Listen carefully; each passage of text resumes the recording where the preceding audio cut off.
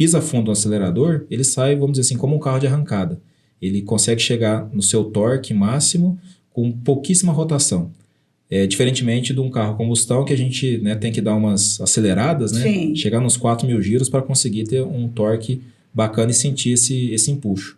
Então, essa experiência é muito legal de a gente ver nos veículos elétricos. E quando a gente fala de veículos premium, né, Porsches, Ferraris, Lamborghinis elétricas, é uma experiência, né, fantástica, única mesmo de equiparação, né, dessa potência instantânea. E aí o desafio é a autonomia de fato, né? Então, nesse meio termo que a gente tem na eletrificação da frota, a gente tem um carro híbrido. Então, o carro híbrido ele tem a parte da sua composição mecânica de combustão e a sua parte eletrificada. Então, você consegue juntar o melhor dos dois mundos. Então, você consegue ter autonomia gerada pelo motor a combustão e potência instantânea pelo motor elétrico.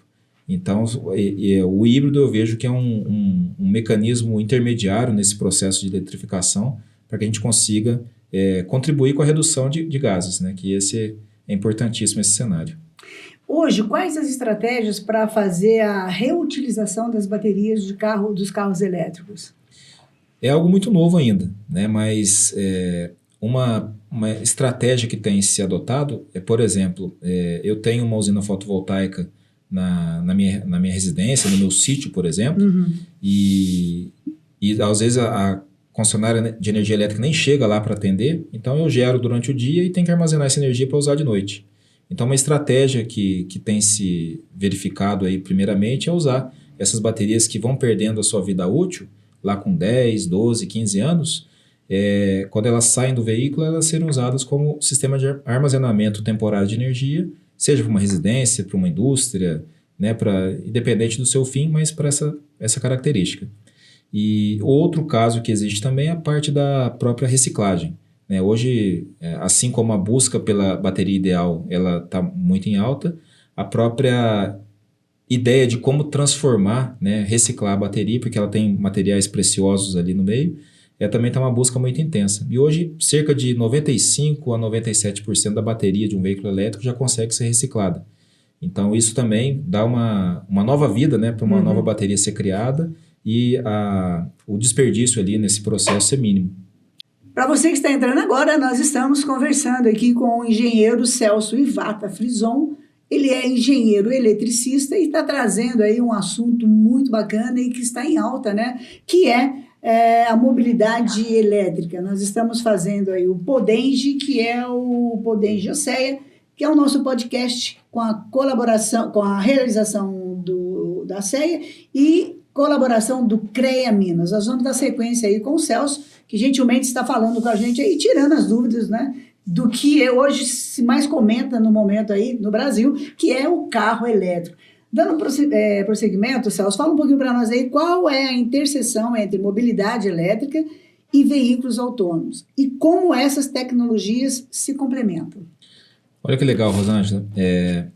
Essa pergunta, na verdade, esse tema, né, ele é um tema convergente, porque quando a gente fala num carro autônomo, a gente tem vários níveis, né? Primeiro, explicando o carro autônomo, né? Existem 7 níveis de autonomia, desde aquele mais básico, com, por exemplo, alguns carros hoje, naturalmente já vem com essa tecnologia, alguns carros, vamos dizer, normais, né? Que é, por exemplo, o que mantém o carro dentro da faixa, né? Se porventura o motorista se distrair ou dormir, o carro automaticamente corrige a sua rota dentro da linha, né? Da faixa. Aquele esquema que ele usa sensores para frear de forma automática. Isso já são níveis básicos de autonomia, de automação veicular.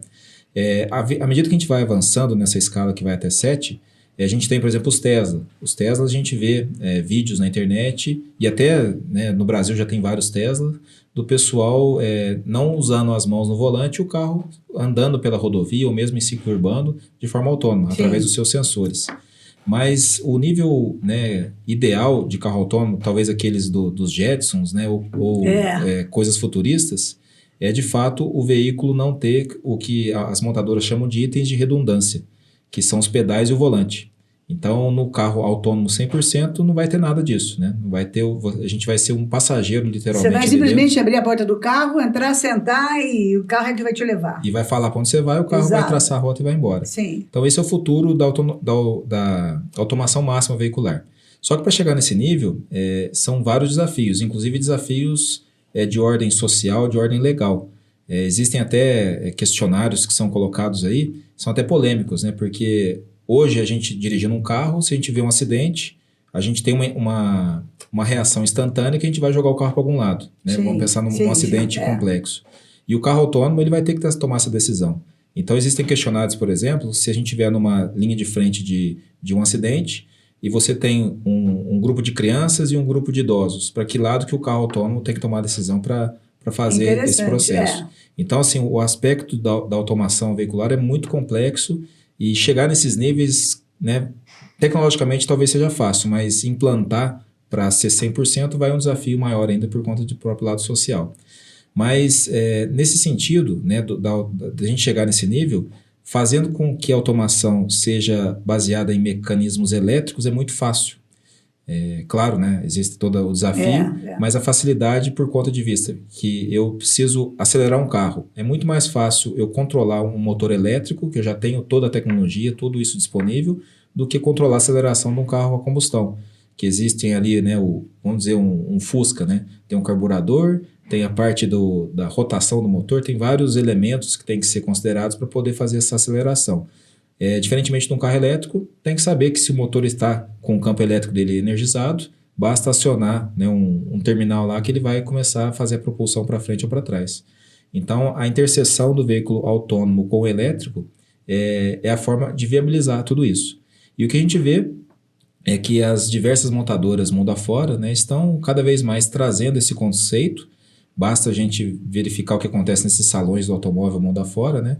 Hoje, o carro elétrico faz parte desses salões em todos os seus aspectos e os protótipos sempre estão pensando nessa possibilidade de veículos cada vez mais autônomos. Mas, né, tecnologicamente existe uma viabilidade de conseguir isso, mas o lado social e de comportamental também é um desafio. Atrelado a essa parte, se me permite falar um pouco também desse cenário, o que é importante também para o carro autônomo é comunicação.